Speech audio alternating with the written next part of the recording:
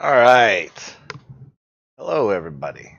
Agent Isaiah, and I am going to be casting this top four match between Nightbringer, who is apparently humble, and Manten, who, as we all know, loves himself some Afro Snoke battle droid action.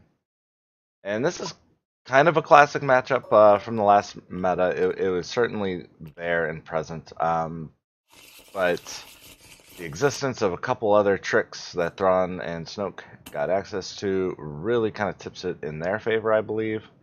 And we're seeing these mulligan decisions. Manson is super seriously thinking about that Force illusion, decides to toss it back because he needs a little bit of redundancy in what he has. Now, Nightbringer, he is no slouch. He knows what's going on. And he's going to keep one of those ties, and I would assume that he's going to call two with that Thrawn rollout just to try to strip options out of Manton's hand. Now he'll have two options himself. Manton probably opting to take his battlefield if he has the opportunity, just to get the BT1 down. And his roll off is a 7 versus 3, and he just snap takes shields, which I don't know if I agree with that. If Thrawn does say 2, and if he does pull out that BT1, it's gonna be rough. It's gonna be real rough.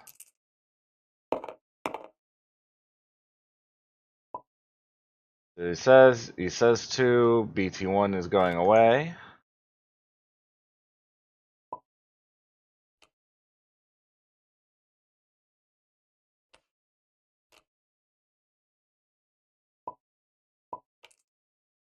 I'm saying I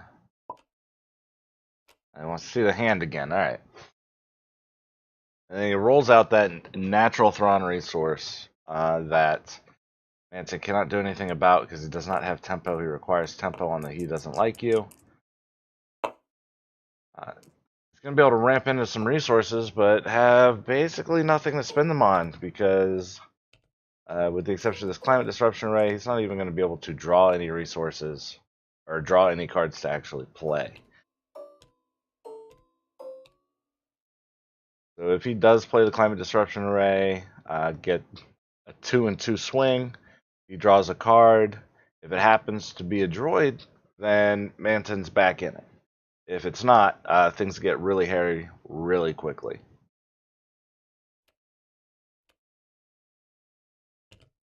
He sees his opportunity, he's going to go for it, and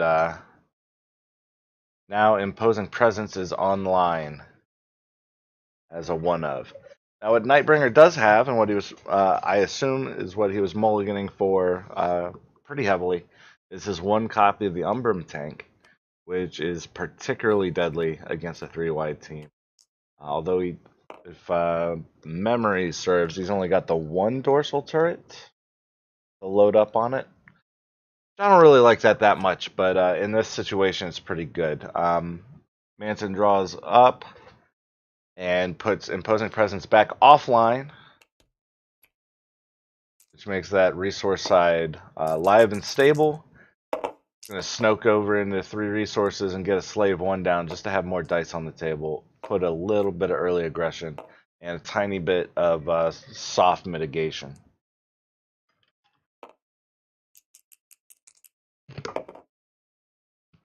I definitely think that's the direction to go. You need more dice ASAP. And then with Snoke and the Slave 1 die, you could focus around, find another money somewhere, and get the bubble shield down to try to boost that health differential, which is the critical thing here. With all the focus in the world and that chance cube, uh, probably going to see all 4 TIE fighters pop out this round for Nightbringer. And if they roll relatively well, then things go his direction. I need to remind the players to shuffle. Yep, there we go.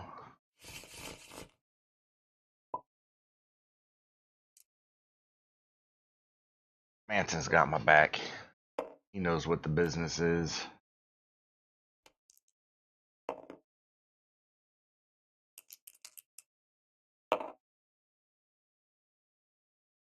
It's also somewhat of a tempo race right now because Manten definitely wants to hold on to this relentless pursuit.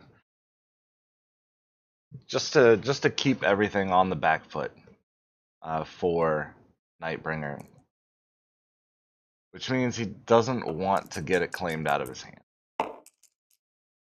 And once more indirect damage starts getting applied and sent down the tubes, we're going to see a reroll on that die. That relentless pursuit, if it stays in hand, Thrawn is going to have to call 0 at some point to pull it out.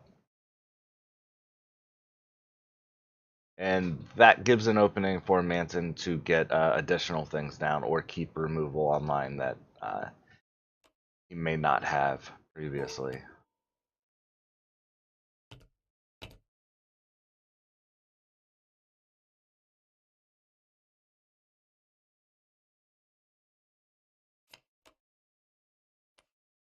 But out of all of the win conditions for Thrawn Snoke to start with, the TIE Fighters is definitely the least scary for Manten. The Fist would have done some very, very evil things. And even an ATST, while it's not the best in this situation, if you are calling to a Thrawn and pulling out droids, and then blowing up anything that happens to slip through, well, things just kind of go off the rails.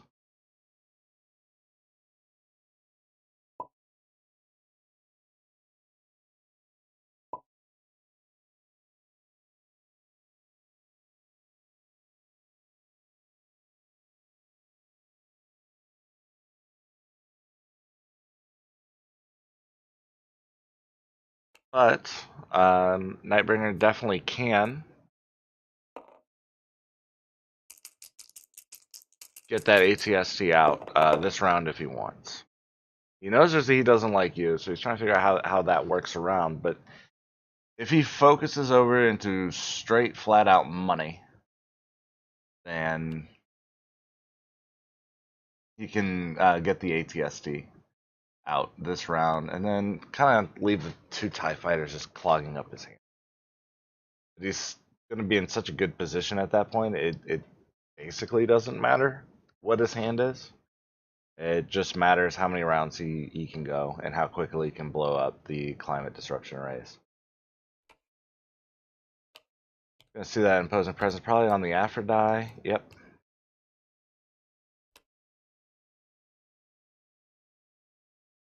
Which is why I really think snoking for the resources for Slave 1 would have been a better deal there.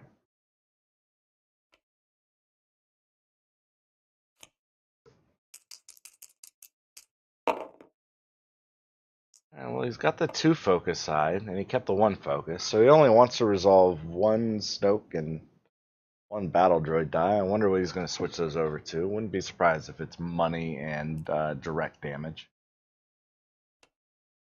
Use the old Snoke ability on that battle droid. Fire 3 right into the heart of Thrawn, and start moving on from there.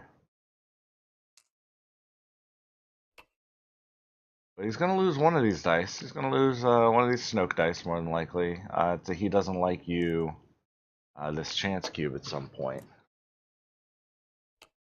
And Nightbringer is still just biding his time.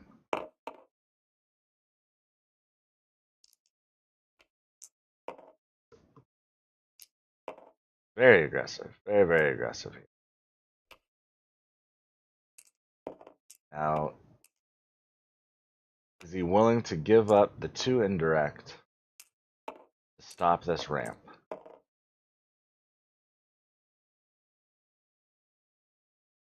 Especially when that represents so much money, such that he can actually even pay for the 5 direct side if it rolls.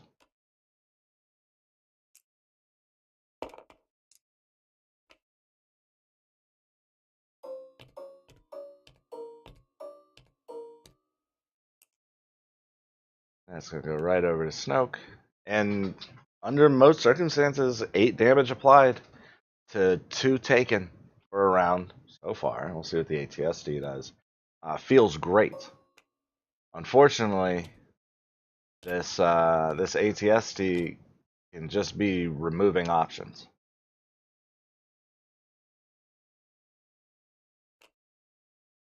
Double TIE fighters, nothing gained. But at least Manten gets to go first, and so if he draws a droid, he can play a droid. CDA definitely is going to go get... Oh, he doesn't want to blow up the CDA. I certainly would blow up that CDA. Because doing 3, 4, or 5 damage is nowhere near as good as saving yourself from possibly 6 over the course of 2 rounds if 000 gets drawn here.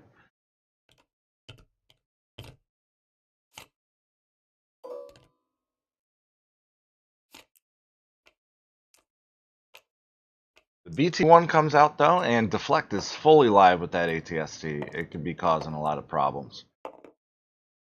I don't think now's the time. Now's not the time, in my opinion, to be running out the tech team. I think you just slam that BT-1 down for 1, and you hope to God that that ATST rolls ranged, so you can pull that that die off the table.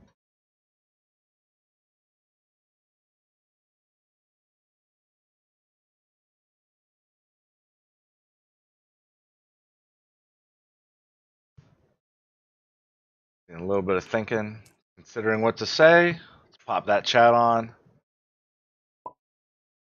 And he's thinking. Still thinking. I don't think against Afra there's ever a time you don't say 2. I think you just keep saying 2.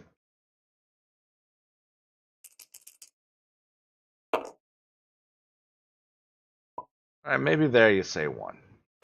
And he says 2 anyway.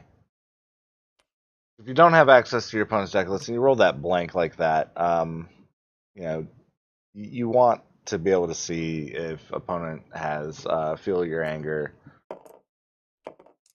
And you don't want to be walking into that, especially with a chance cube on board. Now, granted, he does have access to Manten's deck list. He knows he's not running Feel Your Anger.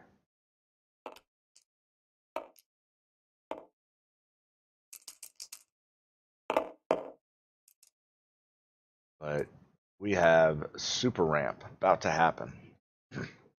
He knows the Deflect's in hand. He knows he doesn't like you is out there and about. And so it's actually still, at this point, pretty trivial to get the Grand Moff down, take another look at the hand. And I don't think he applied his damage yet. Yeah.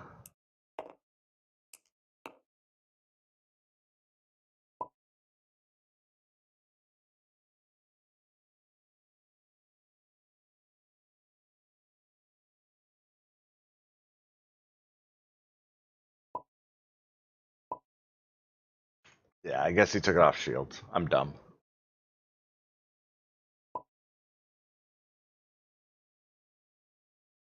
Teach me to not pay attention. All the money in the world. As I was saying, he's going to be able to trivially get this cash, get the Grand Moff down, take another peek of the hand, and grab the Deflect, which is the biggest threat right now with that ATSC sitting there. But she's kind of on the other foot now. We're going to be looking at 4 more indirect come across the table. And at a certain point, you have to kind of delay your game plan and start disrupting your opponents, because this 4 indirect is going to be massive.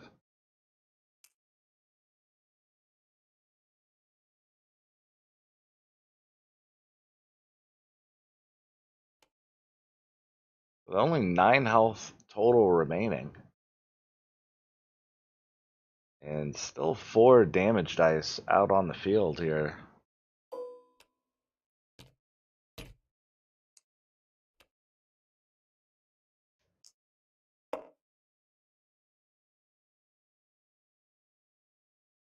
Well, you just bum rush all the indirect you can get your hands on, I believe.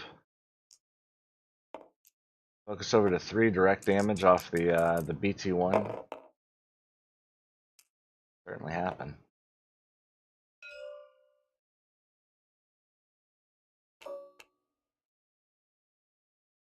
And although an ATST is scary and TIE fighters are scary, um, they still require a little bit of time to get some work done. We got 22 health for Manten remaining versus just 9. And he's already used his snow power action this round on resources, so he's not going to be able to use it on shields. And at this point, resolving another ATST die for shields could buy you another round, but that's also your most massive of damage dice right now.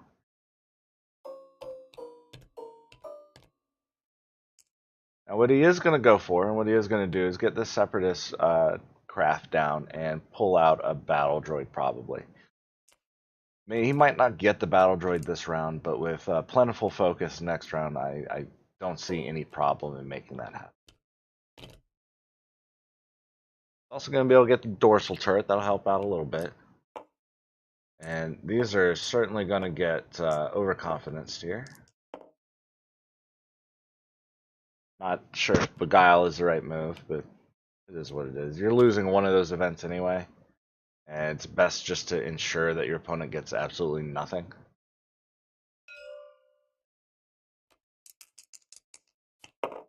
He's pretty happy with the focus, but that's going to be blank. That's going to be removed. And now we've got a maximum of 2 more damage coming across the table from Manten.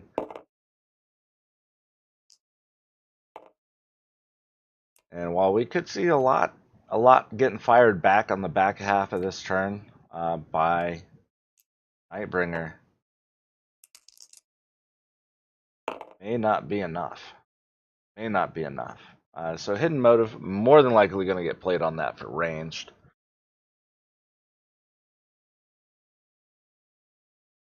It looks like my table's all buggy. I think Manton's trying to say pass. Yep.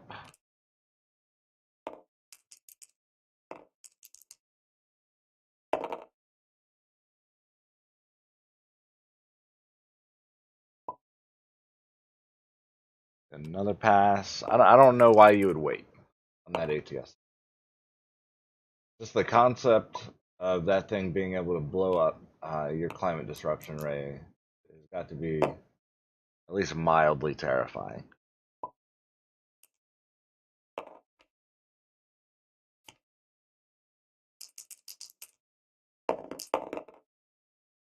And for the second time, we see the ATST special disregarded, disrespect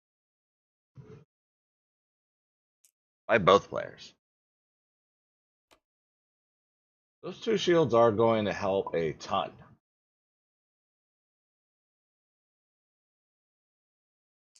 He's just cutting his losses. Gonna blow up. Although that would have been like my first hope, is being able to blow those things up, not my second or third.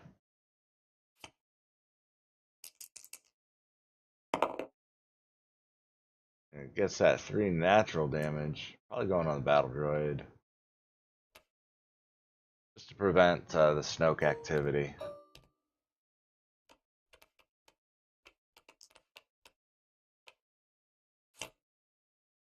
But we're going to be able to see a Hailfire come out. Not as good as BT1, but it's still pretty good. He might also opt just for the climate disruption array.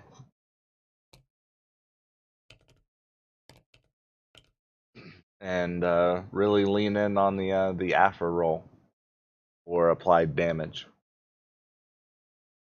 Being able to keep that 1 additional money does help quite a bit, but I definitely don't blame him for playing the Hailfire droid. It's kind of a no-brainer play. It makes a lot of sense, and being able to activate it out puts him on the back foot as far as removal is concerned.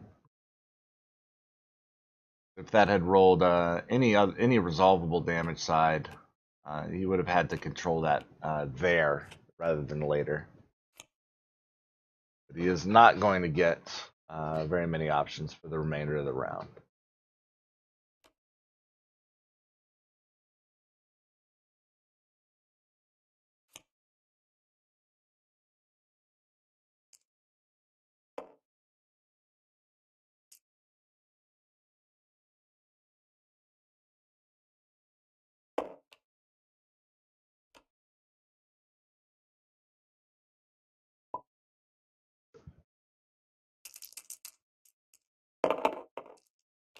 We see focus. That'll be teed up nicely on the Separatist craft. Able to absorb some damage.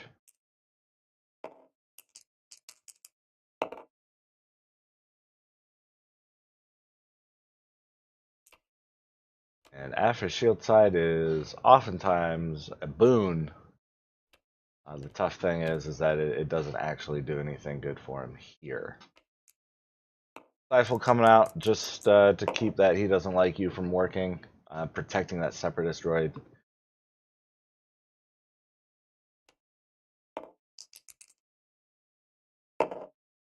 We will probably see Snoke come out to play.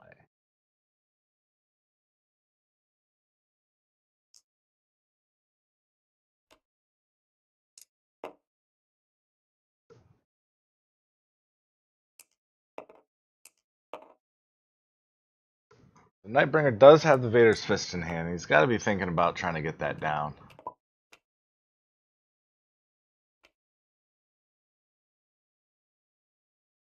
He also has to think about his total health pool.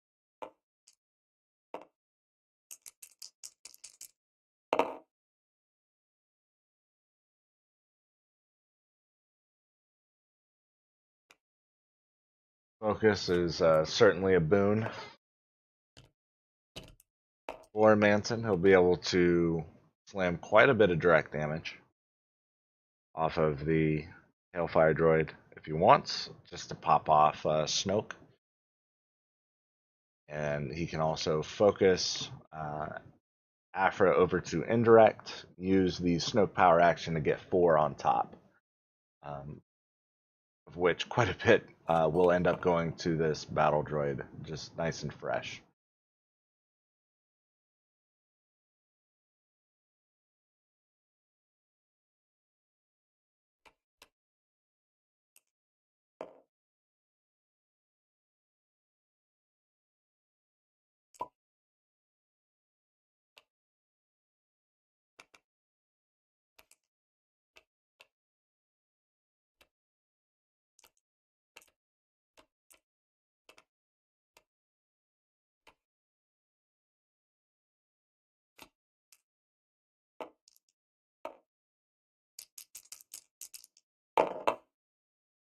And you could not ask for anything better than that. Overconfidence for sure on that Hailfire droid and Afra.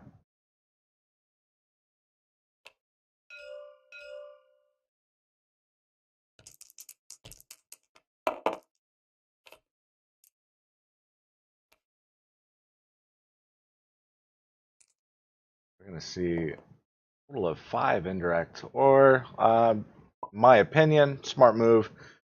Use that focus, get the 2 direct, get the 2 indirect, and just kill Snoke. You don't need additional focus dice sitting out on the table.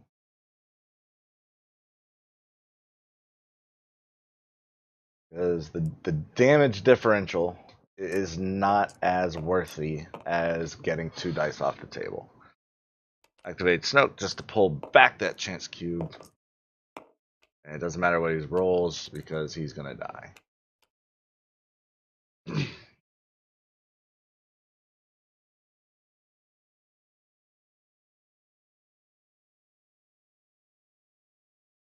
Now, rough stuff here. Rough stuff in the sense that Nightbringer is about to lose 2 cards. And he's not going to want to use that Vader's Fist to reroll. So he's gonna only have one reroll virtually.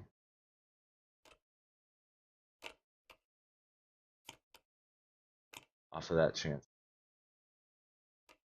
But the damage potential is pretty high here, all things considered.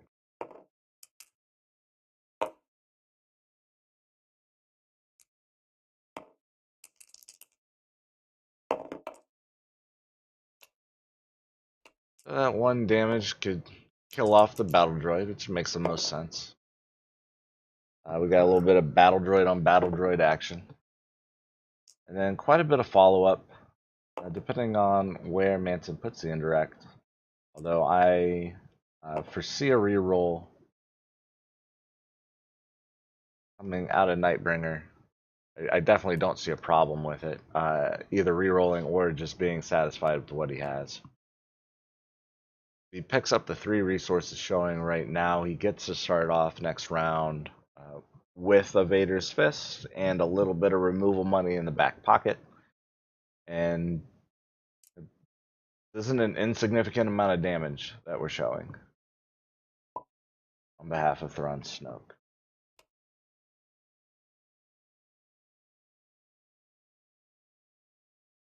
That's the plan for a lot of eventualities here, but I think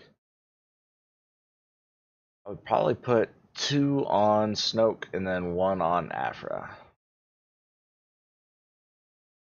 What I would do in this situation. If opponent max rolls damage, it doesn't matter really how you divide up the indirect. But if this baits Nightbringer into re-rolling the ATST and needing to resolve shields at the end of it, not that bad either. And with just 4 damage sitting on the table, even if he puts all of it into Afra, that still allows Manten the opportunity to roll her out and Snoke power action one more time. It looks like he's going to go ahead and reroll with that chance cube. Risky business. He hits the max though, so that'll be, he's got a dead Afra on board with the 6. Just has to pay for it, and at this point you may as well throw away that fist because you're not playing it next round. What are you doing with it? Just get it out of your hand. And blankaroonies.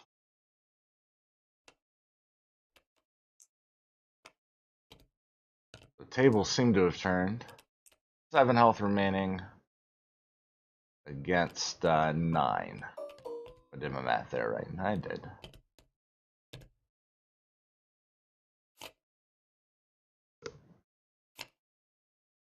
Triple zero is going to help out a little bit.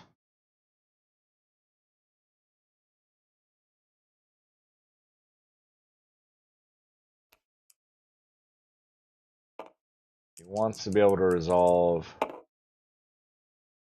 damage off of this Hailfire droid. Not grabbing much out of this hand, just the crash landing, which wasn't very useful anyway. But now Nightbringer knows that he's got the run of the board. Got to deflect with nothing to use it on, but he also has imposing presence. If Manten goes low on cards before resolving anything. Pretty much anything is resolvable at this point if it's showing damage.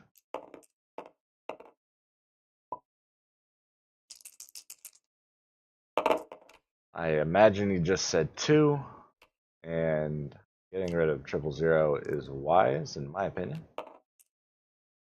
And now imposing presence is online.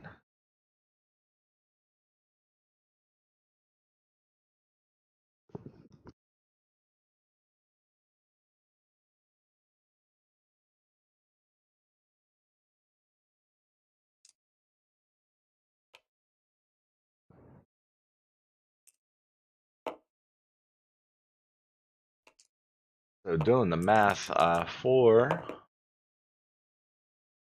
Manten real quick, he's got 4 damage on board.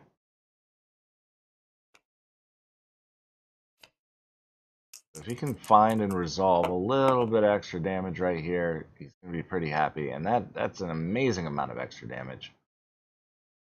One of those, that 3 side is going to get removed.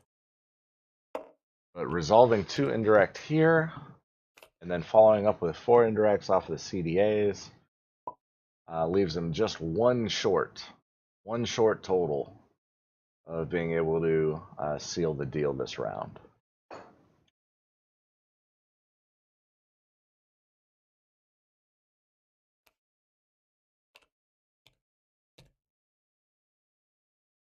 So he knows he needs to buy himself another round. Bubble Shield is pretty much the only method by which he can do so. And he can't even actually afford to use his own climate disruption array.